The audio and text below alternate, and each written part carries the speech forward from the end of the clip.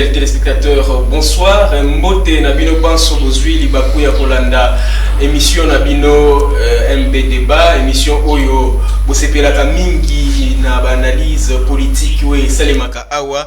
Et bongo lelo esengo topeli baku tozui ya ko présenter yango na bandeko ya classe politique ya opposition na majorité lelo ezali bongo mama na likambo tokoyeba kosolola na makambo etali et deux missions ya ndeko Moïse Katumbi Chapwe alongwe na kati ya union sacrée bongo na congrès na ye a se déclaré président na candidature ya élection 2023 tokosolola lisusu na makambo etali levé ya ba sanction RDC bongo na kati ya conseil de sécurité à Nations Unies ba permettre ye ba longoli ba sanctionner se ba ko pekisa ye ko somba minduki bongo toko chité bongo na élection 2023 toko lobela déjà ba enrôlement oyo ezali ko banda mokolo ya le 24 décembre et ko kendeti mokolo ya le 24 janvier un mois période ya enrôlement toko meka un peu ko solo la yango na kati ya émission na bino na kati ya magazine na bino MB Débat bongo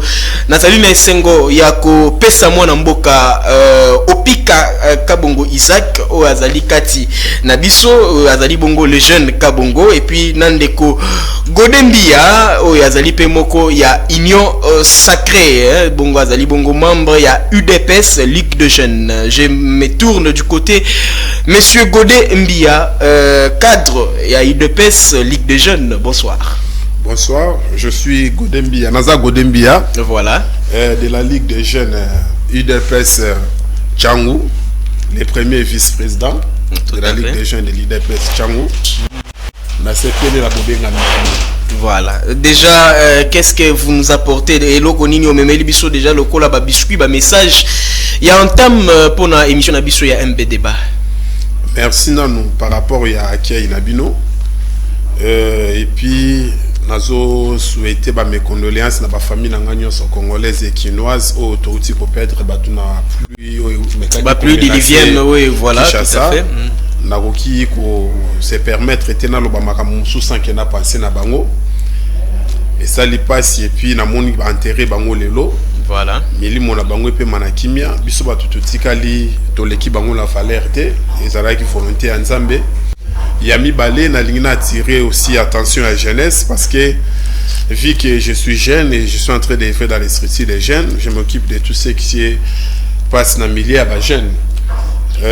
Après manifestation, il y a CNJ et le président de la République, Félix Antoine Tshisekedi Tshilombo Fachi Béton, n'a parlé du peuple. Il y a un peu de malentendu entre ministère de la jeunesse et les structures CNJ, alors qu'il ne peut pas avoir des problèmes entre son excellence Yves Bokoulou, le ministre de la jeunesse, et l'ambassadeur William Kambila, le président du CNJ, par rapport à tout ce qui s'est passé au palais du peuple, au Bibiso Bakongolebe Bakino en particulier, à chaque fois qu'il y a un événement, après il y a des tirets de ficelles au Bayakawana, mais qu'on mettre comme en confortation, comme si l'ambassadeur William Kambila va se comparer avec l'excellence Yves, et comme s'il y a malentendu entre les deux, mais on a eu chance à recevoir un batuya, on a solona yemoko ambassadeur William Kambila, il me dit oezo les canaux médias, oezo les canaux réseaux sociaux,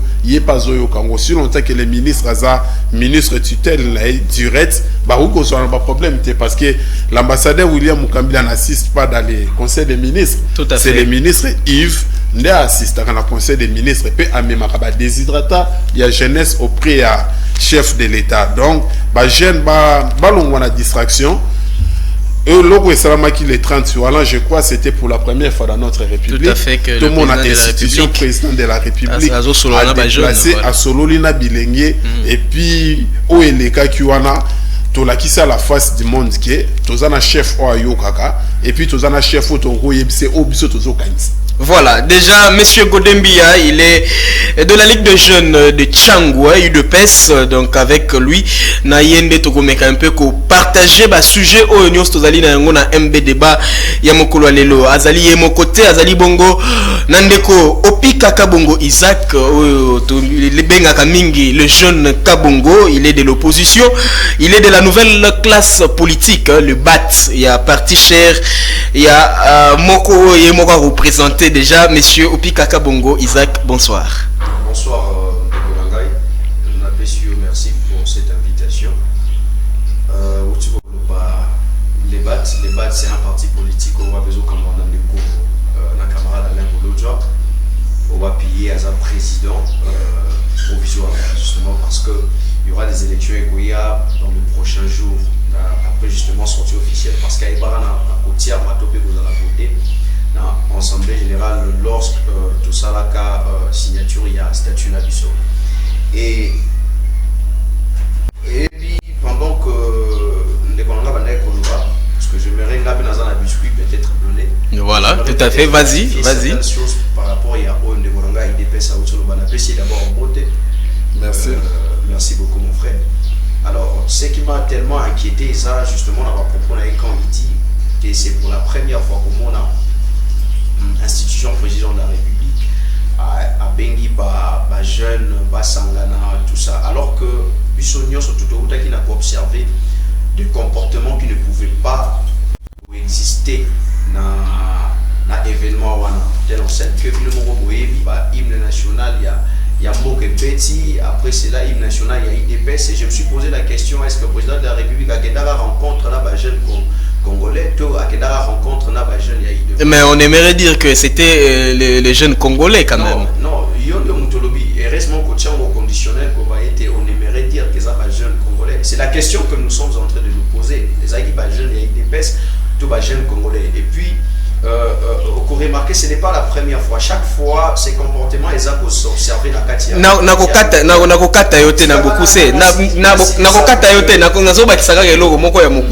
Est-ce que tango PPRD azalaki na bokonzi ba rencontre ya ba genre wana hymne ya PPRD bana ko yemba matin na période ya PPRD rencontre ya genre nini ba rencontre yeboka uti kolobaka que c'est pour la première fois et ça les entre institution président de la République na bilenge. Donc, c'est-à-dire que l'existence n'a pas été pendant que M. Félix Tshisekedi a eu le pouvoir. Et la question que tout ça peut se poser, pourquoi de tels comportements alors qu'il y a un président de la République, il y a Batonion surtout. Oui, ce sont des choses où il faut tout l'obéir. Tout ça, la fanatique, il y a tout comme mon frère Lé, justement, et il essaie un peu à combien d'adras de leur côté, alors que l'hymne national, il y a eu des pèses et bêta. D'ailleurs, j'ai des vidéos, on a mon bazopina. Et je me suis posé des questions sur le président, il y a eu des pèses, bien président de la République démocratique du Congo. Mais aussi pour les campagnes dans le par rapport à ce qu'a dit mon frère. Bon, c'est que moi je suis entré à regretter beaucoup plus ça. Sur la situation sécuritaire dans Katsamboka. Vous savez, de plus en plus phénomène Koulouna, n'appelons pas d'ailleurs phénomène Koulouna, un mode de vie au Wapi. Et ça pour battre son plein en République démocratique de l'Ouest, surtout dans la ville de province et à Kinshasa. Réalité, il y a Koulouna de plus en plus, Ezomata. Et il y avait une politique qui est en place que Koulouna, directement mais parce que c'est un processus mobimba parce qu'il faut les paix financer na Kanyamaka c'est quand même ils ont paix financement quand même. Là je vous en prends, je donne l'information sur qui va éviter. Déjà toi chité na biscuit comme ça toi kota na kati ya voilà chité dans 30 secondes. Il n'y a pas de mesure comme il le faut. Et la question que tout ça peut se poser aussi, vous arrêtez un jeune au Kangin de Kokuluna sans pour autant que Azala juger. Vous l'amenez directement à Sibir Bamakambo sans pour autant aller dans le jugement, aller dans la procédure, surtout judiciaire, où est-ce que Azala condamné. Et je me pose la question, quelles sont les mesures et les réinsertions en place pour recadrer les jeunes? C'est fait que Babi Moussous Bazo qui est dans l'armée. Mais ce n'est pas tout le monde qui a bien gagné. Mais voilà pourquoi nous avons des délinquants dans la carte armée. Voilà pourquoi nous n'avons pas des gens et de plus en plus l'armée est affaiblie. Donc on ne peut pas envoyer n'importe qui dans l'armée. On ne peut pas recruter Moutounion surtout dans la carte armée. Il faudrait qu'il y ait beaucoup de mesures et organiser ma procédure pour que nous puissions avoir aussi une armée forte. Voilà. Donc, lorsque tu continues à la procédure, nous allons affaiblir l'armée pour ne pas tout le mixage, brassage, étranger.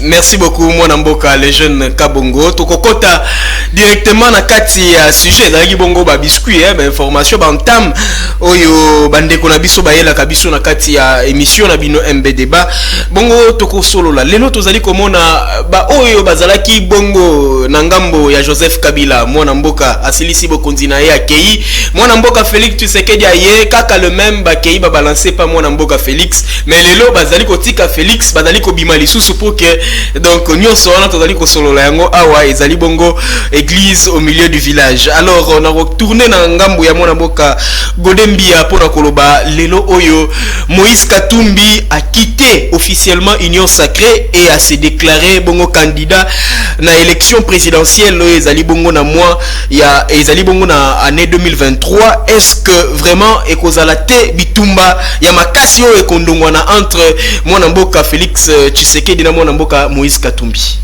Bon, merci beaucoup pour la question, messieurs les journalistes. Avant qu'il y ait à répondre pour la question de Moïse Katumbi, parce que c'est un événement. Et ça un événement parce que tout le monde est congrès, salami et bandeko ensemble pour la République, vous allez se préparer en conséquence quand même. Pourquoi est un non événement? N'a aucune de quoi s'inquiéter par rapport à chanson où il y a IDPS où Mbama qui n'a pas parlé du peuple, mais quelque chose bandeko faut baïba. L'UDPS est comme le roi parti national ou parti d'État Nambogo. 37 ans d'élite. Au monde que tous ces mondes qui se disent de l'eau des politiciens, ceux qui lobby qui est des fils politiques qui a été Tshisekedi et adoptif, va quitter scène politique congolais, ça sera au moins 70 à 80% des politiciens. Donc, dans le lobby fils politique, c'est que directement les enfants biologiques de l'IDPS, dans le lobby fils adoptif, autant que les leaders, nous sommes fils adoptif. Il y a été Tshisekedi, Martin Fayoulou, Baza Ebele, Franck Djongo, Jean Chomindongala, Olengankoi, Jean-Marc Kabund. Non, Jean-Marc Kabund, il est biologique. Je sais qu'il a plusieurs, on a des fils biologiques. Mais on a tangué, on a des fils adoptifs. Mais il y a des fils biologiques, à se retrouver à la prison. Total,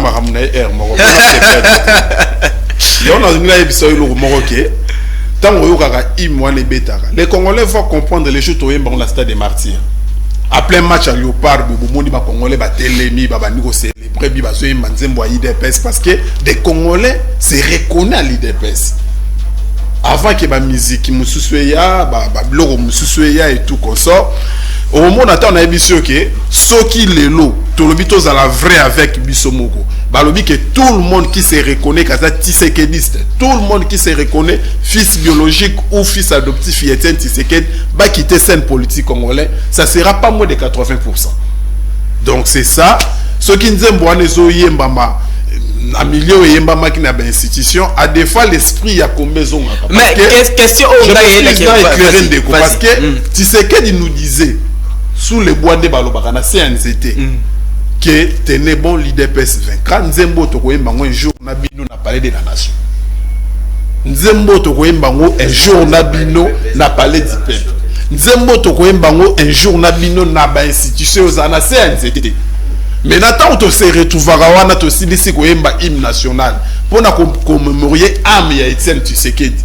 Ndo mona ka deuxième chanson to yemba souvent yangwana mais to kamwa ka boka que boyemba ngo 5. Mais tant bo lancer yango na ba député bazoyemba mais qui sont pas de l'IDPS. Donc les autres ba congolais vont se reconnaître na Etienne Tshisekedi non pas seulement na IDPS malgré tout ça chanson ya IDPS. Il y a mais qui coûte les sandécoqués, les politiciens, oh yazolanda lelo, n'a pas au bazan en opposition, n'a pas au bazan en majorité, n'a pas au bazan en pouvoir, à majorité sont des fils d'Etienne Tshisekedi. Voilà. Donc, c'est qui étaient ceux qui, qui nzembouana et zobeta preuve en naïbissé que Sokatali, même d'autres députés, mais ils ne sont pas des députés de l'IDPS. Concernant Moïse Katumbi, papa, voilà. Ça fait même pas 2 semaines à autre chose en Zambie. Ça fait même pas 2 semaines à autre chose en Zambie. Tant que patriote qui est en Zambie, pourquoi on a qu'un en Zambie? Moi, je suis allé jusqu'à Zambie. Quand on a famille, ma maman Moïse Katumbi. Parce que pour papa, ce que les documentaires, il y a Katumbi, papa Nazaki Gif, vous voyez dans les années 40 quelques 45, c'était difficile pour qu'un Gif à la noire. Mais papa Nangaï, pour l'accès raciste, était à Balaga, maman la biso noire. Mais maman, à l'accès village, Morobu Nakatanga, et pas là-bas. Voilà. Batouni, papa n'a pas kundai ao. Habité, papa n'a pas kundai aate. Papa n'a pas kundai na Israël et je pars là-bas de temps en temps. Voilà, c'est la personne de Katumbi. Non, documentaire il y a Katumbi. Je ne sais pas ce qu'on a dit au Bolanda. Moi, je sais documentaire. Je sais documentaire. Voilà. Katumbi a expliqué, papa naïe, abala maman naïe, ba série ba mindele bazaki ba raciste, mais papa nazaki raciste. Était prêt vana balara noir et puis ba touni akufa oui akufa ba kunde a na Congo lobi non.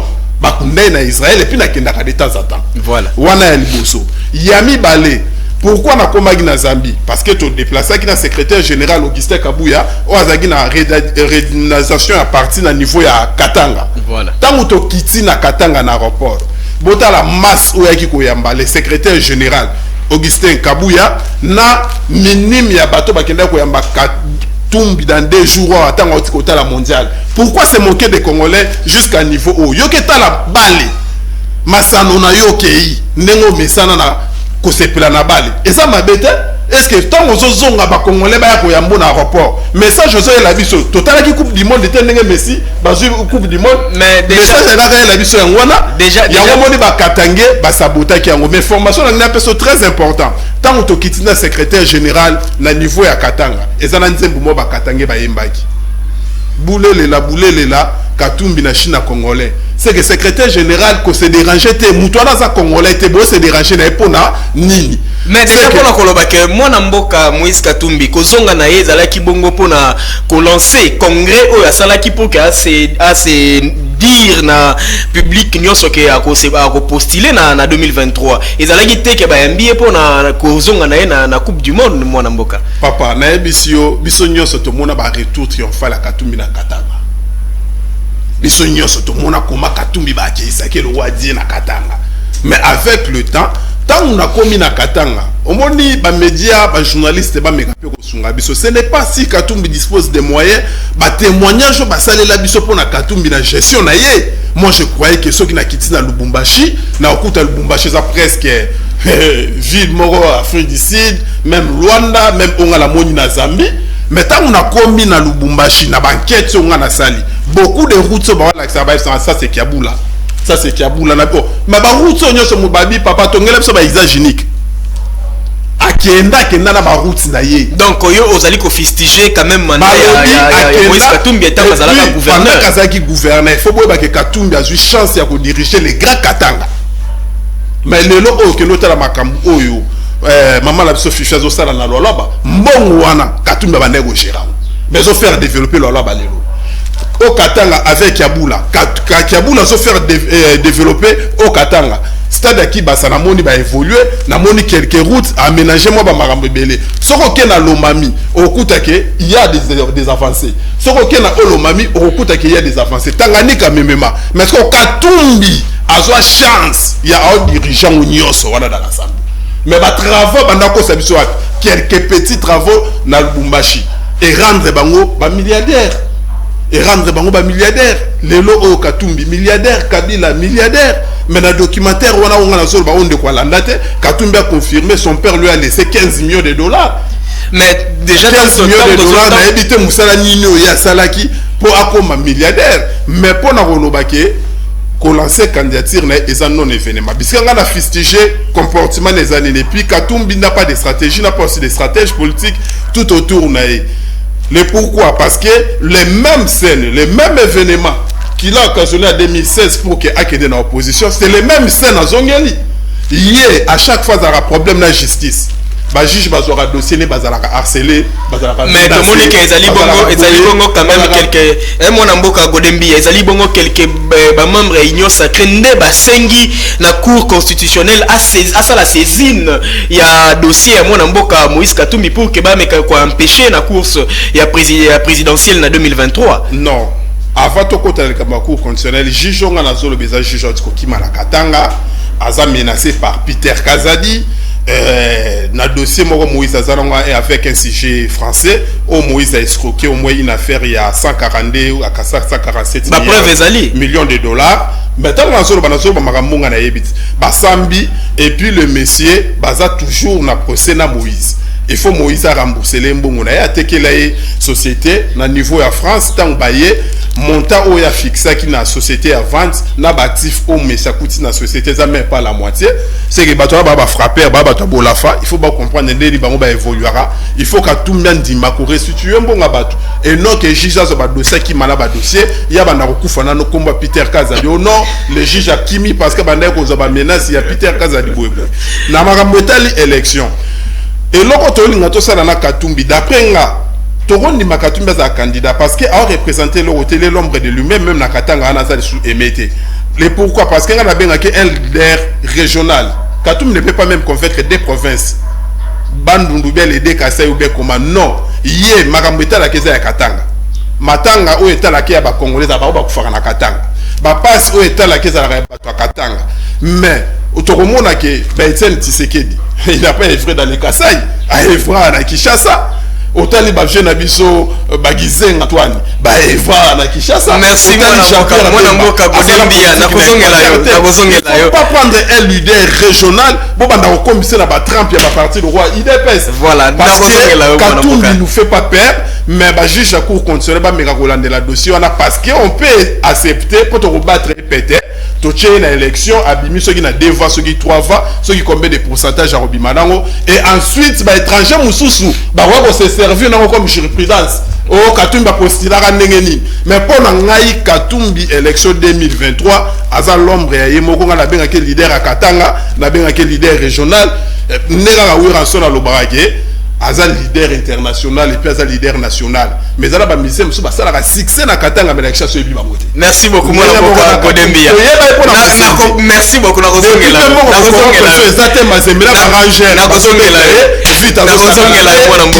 alors mon mboka opika Kabongo Isaac les jeunes Kabongo tomoni bongo mon mboka Seth Kinkuni a publié na Twitter a tweeté na Twitter na ya lobi que conseiller Félix Antoine Tshisekedi azongela mandat la deuxième mandat ezali ko conseiller na mabe parce que azali ko memamboka na ba dégâts et bongo mwana mboka ale bolojwa o azali bongo président ya parti o yo pozali na kati a appuyer mwana mboka Seth Kinkuni. Alors pona yo lelo oyo Moïse Katumbi a se déclaré bongo candidat en 2023 est-ce que opposition bozali kolengela mandenge nini pour que bon meka un peu ko renverser situation ou soit bon meka un peu ko aider population à Mekagosala Maponami à Malamu. Oui, il a pas si bon raison. Il a pas si bon raison. Et puis bango tout na banane. Banane. Merci.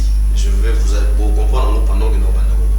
Oui, et ça nature moi ma bezala na bande kwa IDPS. Oyo yamuni ego misabi. Et cette nature, mon IDPS, bwana nyonso sauf vérité. Mon côté à vérité.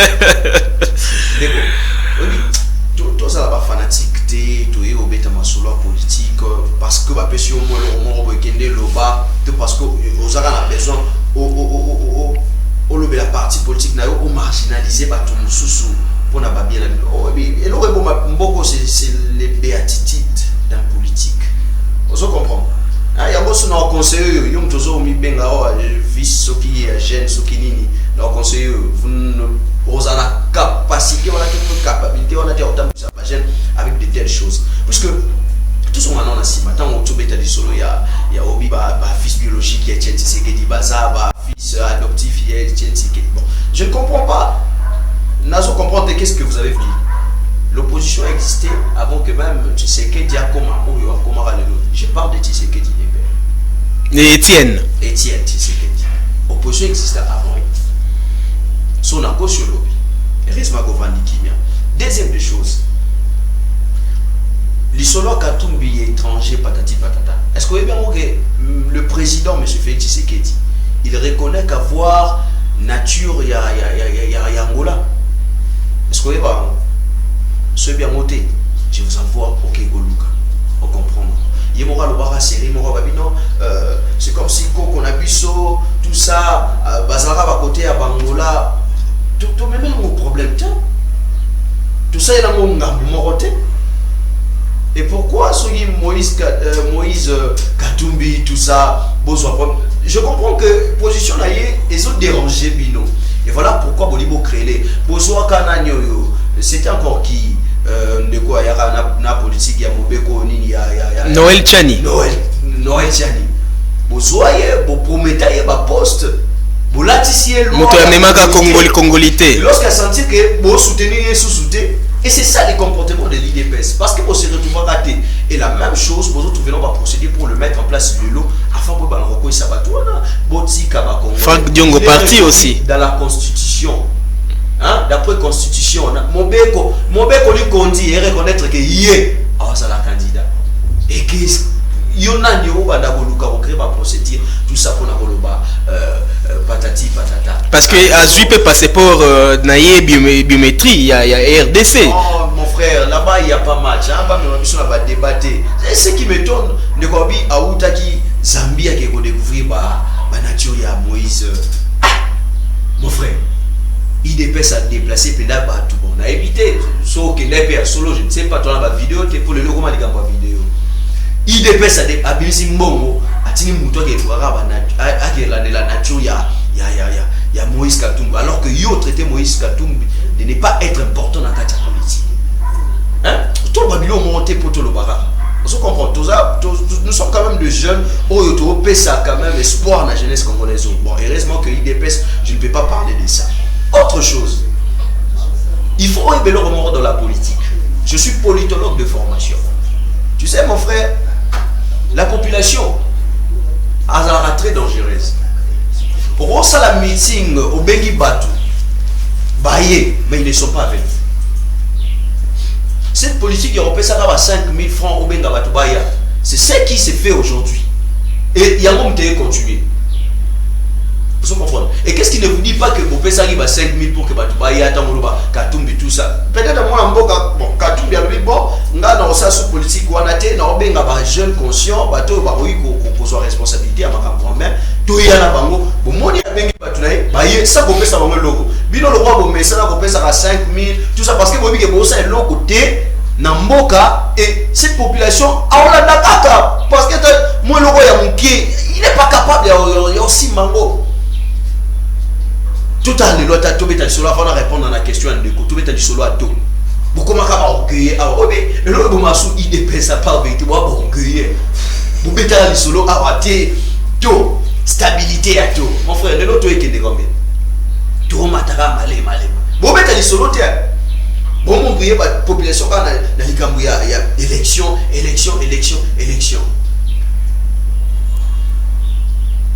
Veki seke de akota na mboka. Akota yeni. Asalini. Amemi biso wapi. C'est comme ça que baye bakana ko sala analyse. Mais quand même ba memeli biso état de droit quand même. Ndeko kosumu gade. Kokota na kati ya bana. État de droit des la constitution. Lorsque vous regardez la constitution, c'est ça l'état de droit. État de droit la kisi nini? La kisi tene bango balobaka umuto wanda ko kangate bakangi non, état de loi la kisi état de droit la kisi état de loi. C'est-à-dire mboka nyonso ezana mibeko, c'est ça l'état de droit. D'après les anglo-saxons. On se comprend. Bazo quand même matière pour ne pas mettre marabiso dans débat mo ezangatina.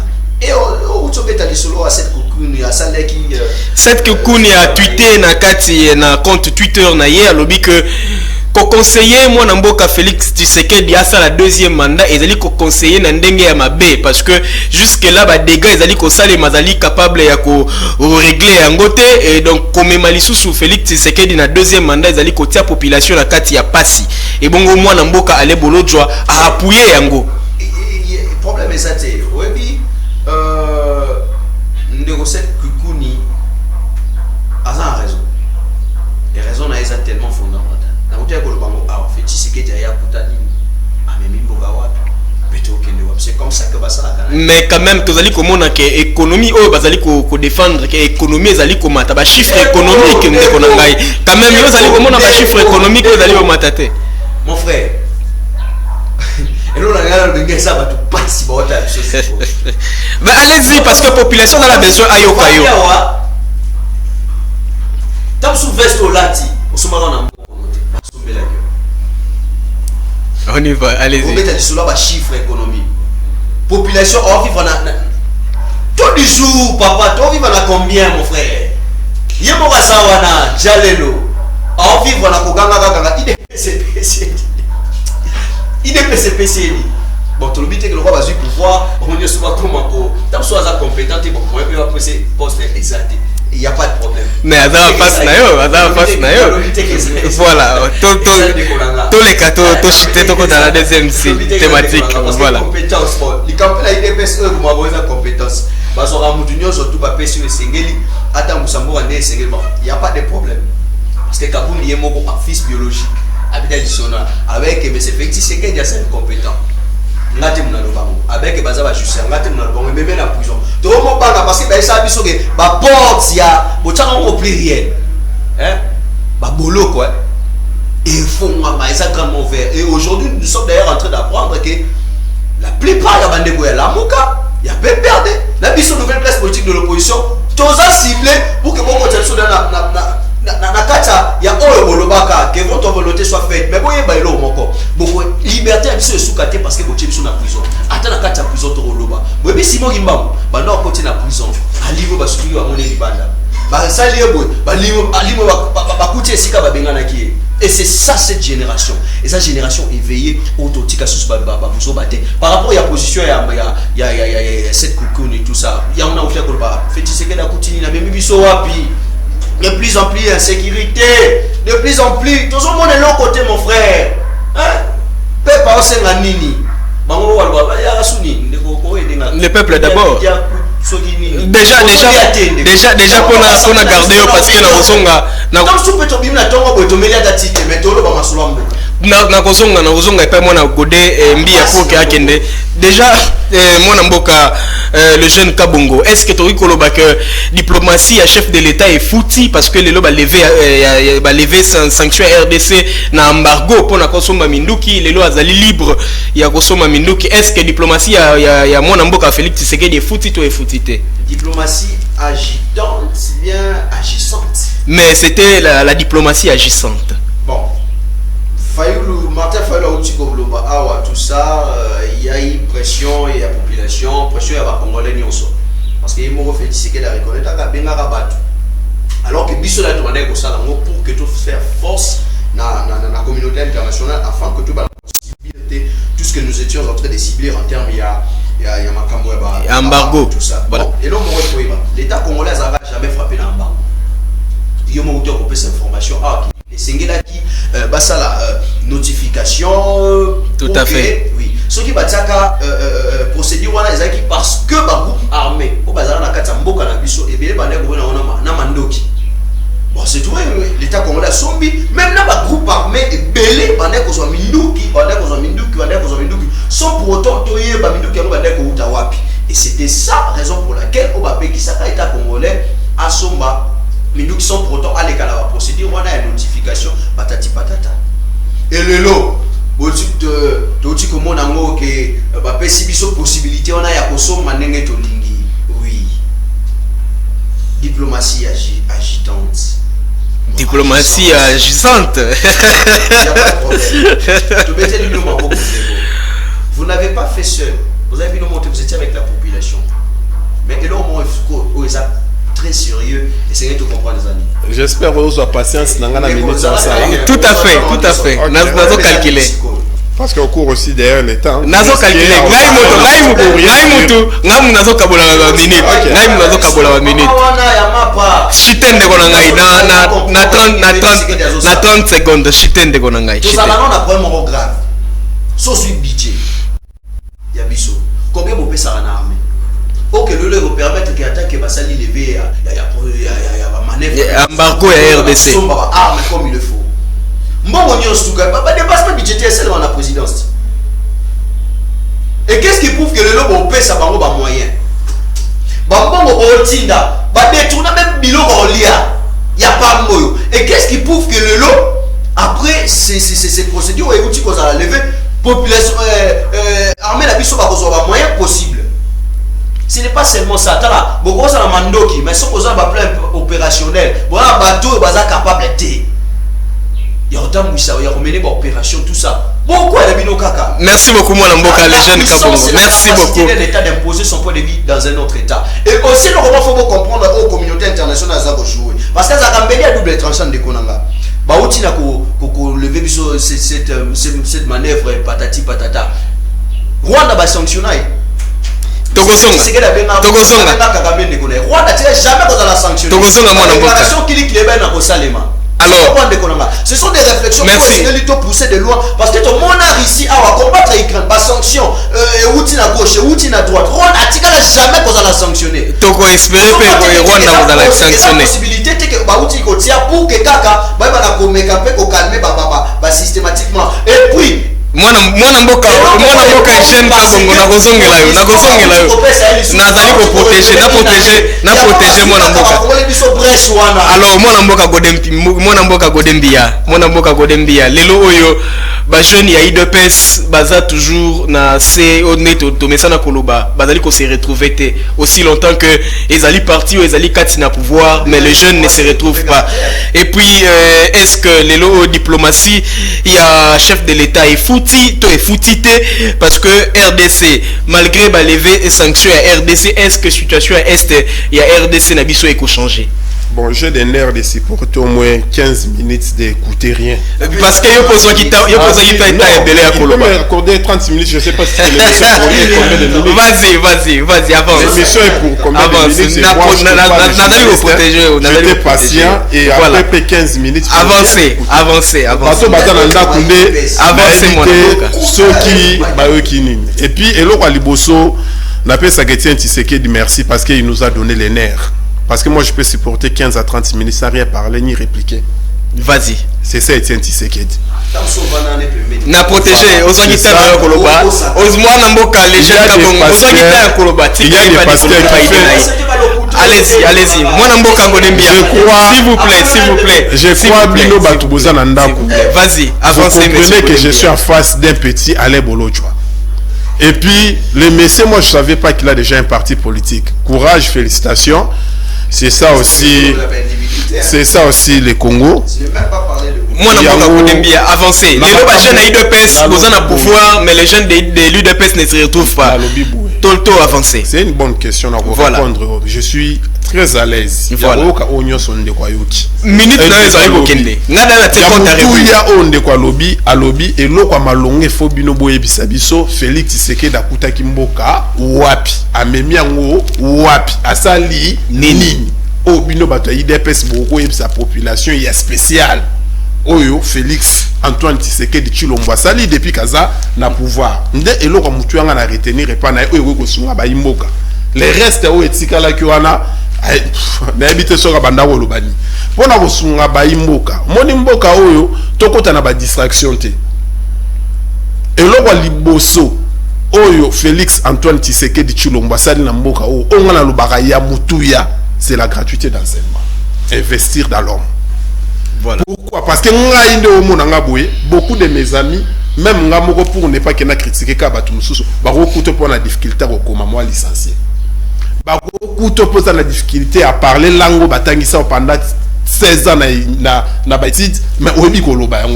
pourquoi? Parce que ce qui base fondement est déjà ma baie moyen au avancé et aux alatés. Maintenant gratuité d'enseignement wana batunaka ezo coûter combien d'enveloppe ya l'État et loko Félix Tshisekedi amemi ya mutuya ya ngwana européen biso chance bana na biso baye bakotanga baye bakokoma sans rien payer wana eloko liboso eloko ya mibale concernant makambu ya to basakana na ba congolais mais pourquoi moi j'ai fait tour na Luanda vers les années 2016-2017 avant même les élections, Natiki Luanda Nato à 33 000 kwanza na $100. Pour le moment, ce que Touni Batuna Luanda, avec l'arrivée à Covid et tout ce que tu vivre comme la crise économique internationale, Luanda comme qui jusqu'à 60 quelques mille kwanza. Donc, ce que en termes de pourcentage, veut dire Mati à 100%. Donc, vous allez soutenir voilà. Tout ça parmi l'économie au Bakoui qu'on comptait. De 116 000 autres koutaki, de 16 000 autres koutaki, de 200 autres zanango lelo. Ce qui toque nango en termes de pourcentage. 20 500 francs. Ce qui toque nango en termes de pourcentage pour les économistes, on retrouvait que ça même pas 50%. Mais l'Angolais ici en face, ça fait 100%. De 33 à 60 quelques. Ce qui te l'ongoyana, na mona la biso, ça va mati, et logo boye mati, tant ou carburé comme in a monde $2 na Congo à tout son carburé $1. Ba beta li solo te. Carburé na France c'est comme qui $2.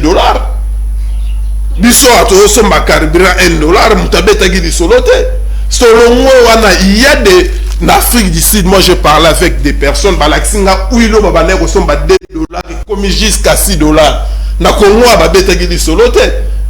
Après ce choc international au batu basibir na Covid na guerre à Ukraine Russie comme si Congo est un pays to chité na deuxième na biso ndeko tout ni biloko Félix Tshisekedi dasali non déjà to comprendre yango avancer bazolo bake to kuti budget ya mboka oyo budget ya mboka aux familles Kabila les pères et les fils 18 ans plus 3 ans 21 ans 4 milliards de dollars. Le lot avec Félix Antoine Tshisekedi il a 4 ans. Tozo memango na 16 milliards. Bandeko baatu na nini bosa nango. Tokuti 60 quelques mille nombre des enseignants non mécanisés, non payés. Papa za à l'aise. Singa nazalaki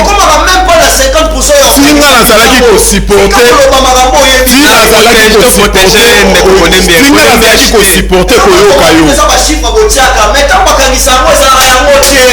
malembe mwana mboka Jean Kabongo malembe allez avancez monsieur Godembia avancez na protéger na s'il te plaît ozwaki tana oya koloba mwana mboka les jeunes. Je donne encore merci à Étienne Tshisekedi. Voilà na PC le sous merci parce que Alain Bolo Jazala Moussala Makasi ya Osala.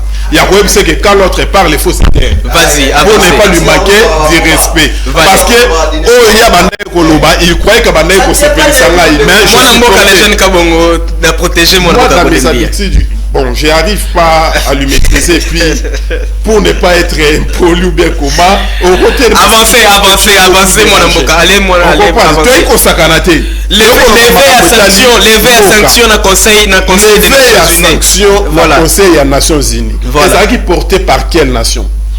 Pour qu'il y ait un conseil de sécurité par la France. Voilà. Tant que France a dit qu'on paie ça $20 millions à Rwanda. Bah Congolais bah télémi bah lobby oui tobandi comme on a bah vrai agresseur il y a RDC derrière les rois na Kagame Zunani Macron a eu vertige non je quitte je tente à Kinshasa aya patati patata aya Kinshasa biso to télémi to lobby Macron au sala bah avancer partout mais awa na Congo soko yé soki kuna ya maki aya mabanga soko na bosaka ba jaba maki na ba pomme na ba tomate aya mabanga. Macron y a comprendre que non, les Congolais basés à côté les mains. Et puis le chef a bien la mobilisation et la population était dans la mobilisation. C'est comme ça pour obtenir lever à la sanction. Oh, il y a un Félix Tshisekedi a écouté par son peuple. Écouté par son peuple d'ici comme des diasporas. Il y a un moment qui met ma marche dans le niveau diaspora. Je ne sais pas si c'est Martin Fayou qui l'avait organisé. Je ne sais pas si qui l'avait organisé. C'était des Congolais conscients. On va comprendre que la République est partenaire Nabiso. Ce côté les Congolais, ils ont besoin de X, Y, Z. Parce que trouvé que déjà dans de jeu au azo mais mabango na bisika il faut ame mabango. Alors moi na lever à la sanction ana topesi merci et félicitations à grand diplomate de la République le numéro 9 Fachi Beton parce que ça Moussala oya celle la IDPS pendant 10 ans comme chargé de la diplomatie il y a parti le la commis la tête de la nation azo l'acceptation qu'est-ce que la diplomatie et puis bozo mona ba frinango sur terrain ba finga bafinga ki ba voyage bafinga ki ba mwana mboka Godembi toshite tokozwa juste 30 secondes parce que bokozonga lisusu mokolo ya vendredi juste 30 secondes pour to épuiser élection mokolo ya vendredi mais juste 30 secondes message au ko lancer pour to comme suka déjà émission message vraiment ya ko lancer Isaka que les partis politiques les vents nous bâtissons tous nous sommes en train de travailler de former des jeunes un premier parti politique a tous les moyens pour former les jeunes. Nous étions les jeunes qui ont formation, il y a mis pas les côté et puis il y a un autre groupe de jeunes qui nous a formés. Nous sommes montrés tous un caractère formel ainsi qu'informel. Donc tout le monde c'est le temps où le Congo et c'était l'État et c'est les mais là encore il s'est de quoi la politique est tellement glissante, la politique est tellement il y a ce qu'on appelle le coulisses de la politique.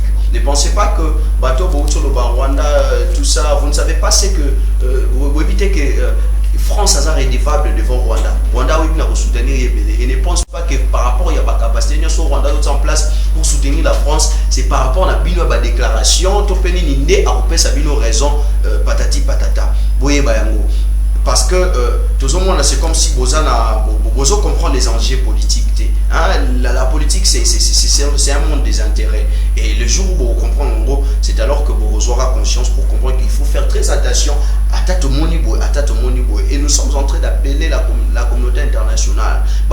Les Congolais sont vigilants. Et même SFT Tshisekedi, on ne veut pas que moi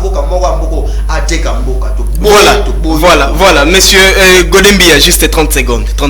Bon, 30 secondes na lobby topé sinanu merci na Félix Antoine Tshisekedi Tshilombo ou ya maître diplomatie ya robimisa biso na prison auto zalaki ya information ya notification et autres ya topé sinanu merci ya mibale ya kolobake basoda na biso ya FARDC place Bazali ba continuer kopesa les meilleurs de tout mon chef de l'état Aloba qui ont déjà instruire à niveau ya parlement et puis sénat ba adopter loi sur l'armée oui ils ça bango na ba avantage na bango o esengi ba sala lokola ba militaire ya on déjà ya mutuya je crois que budget 2023 ce qui coûte un exercice notre armée a déjà na une affaire il y a $1 milliard $1 milliard on a plus et au servir bango pas salaire ya malonga et ba armement et makambo belé donc armée ozonga na lolendo nango yakala pour l'élection 2023 tozana eloko ya kosala la débattre